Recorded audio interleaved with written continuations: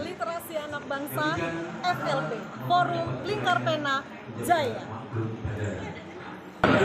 Jangan lupa UBS berkarya bukan bergaya. Terima kasih.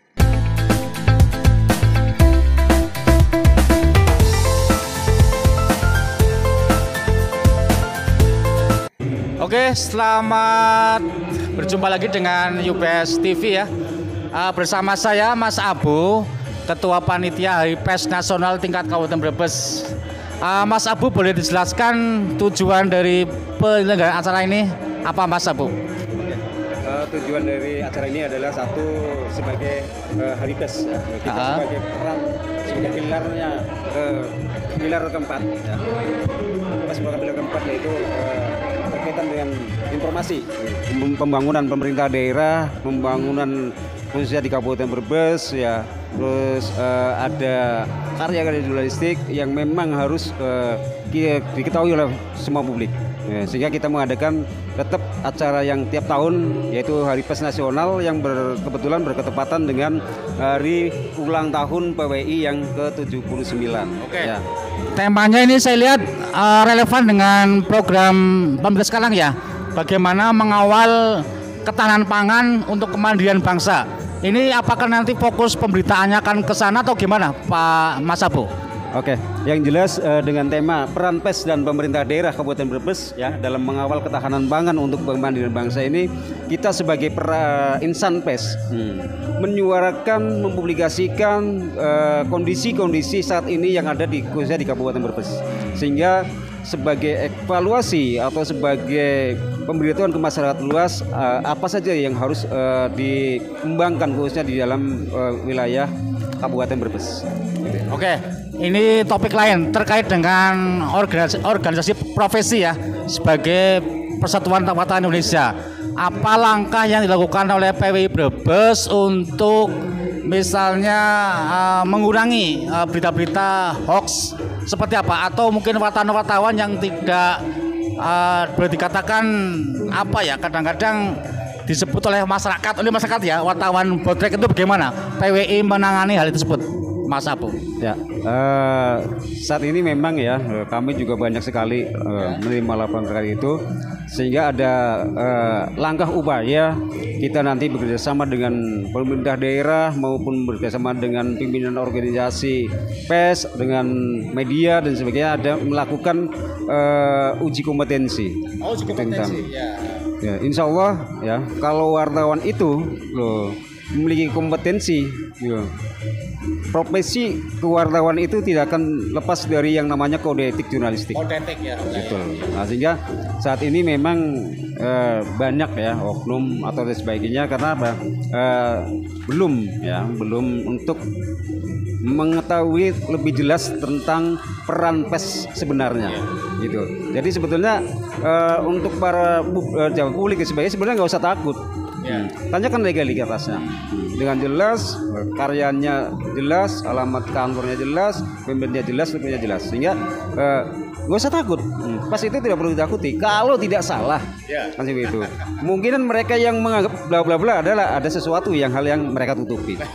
Gitu. Jadi kalau memang benar, ngapain takut? Gitu ngapain takut gitu. Nah, mungkin upaya PWI ke depan akan melakukan pelatihan jurnalistik ya. Mudah-mudahan nanti dari tingkat SMA maupun tingkat sederajat yang lain atau masyarakat yang ingin pengetahuan tentang pers, mudah-mudahan akan terrealisasi.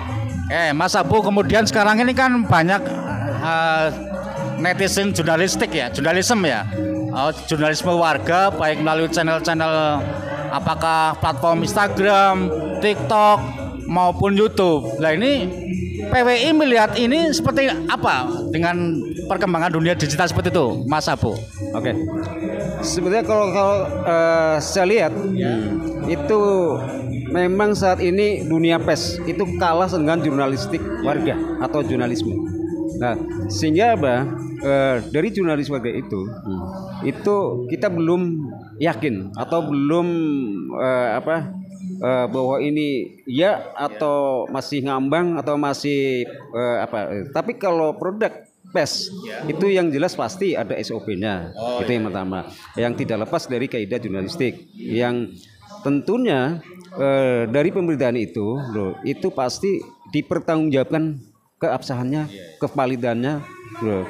Nah, sehingga apa? Saat ini memang sangat marak sekali.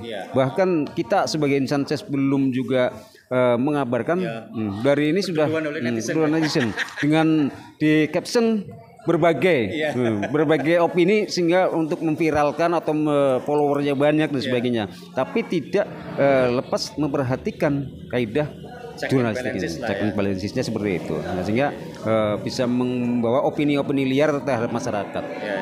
Ya, mudah-mudahan dari para jurnalis warga, ayo kita sama-sama gitu kan mengembangkan, mewartakan yang betul-betul apa adanya, valid ya. Jangan cek and check, cek sebelum share dan sebagainya. Pemberitaan dua sisi ya artinya ya, cover both side lah gitu ya, seperti harusnya ya. Siap. Oke. Berarti nanti ada program mungkin literasi tentang hal tersebut ke warga, tadi ada pelatihan-pelatihan ya, Mas. Ya kalau boleh mungkin teman-teman YouTuber juga dilibatkan, Mas, untuk kalau ada program literasi seperti itu. Bagaimana Mas Abu nanti? Ya, tentunya kami sangat menyambut baik sekali kalau teman-teman YouTuber mau bekerja sama dengan kami. Artinya apa? Kita memberikan pemberitaan yang tidak menyesatkan. Itu yang terutama.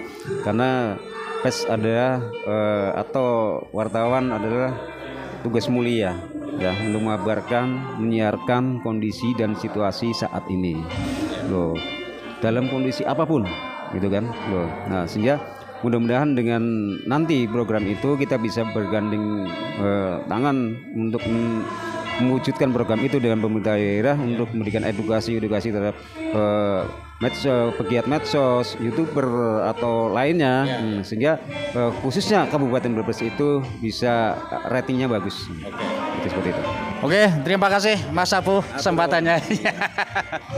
Oke, demikian tadi dengan Mas Abu bincang-bincang tentang dunia pers di Brebes dan program-program dari PWI yang mudah-mudahan tidak hanya insan jurnalis yang bisa mengetahui lebih detail tentang SOP bagaimana memberitakan, tapi juga untuk netizen jurnalisme ya, supaya juga patuh pada kaidah-kaidah bagaimana memberitakan, kode etik yang perlu diperhatikan, sehingga tidak ada hoax yang disebarkan. Begitu ya, Mas. Oke.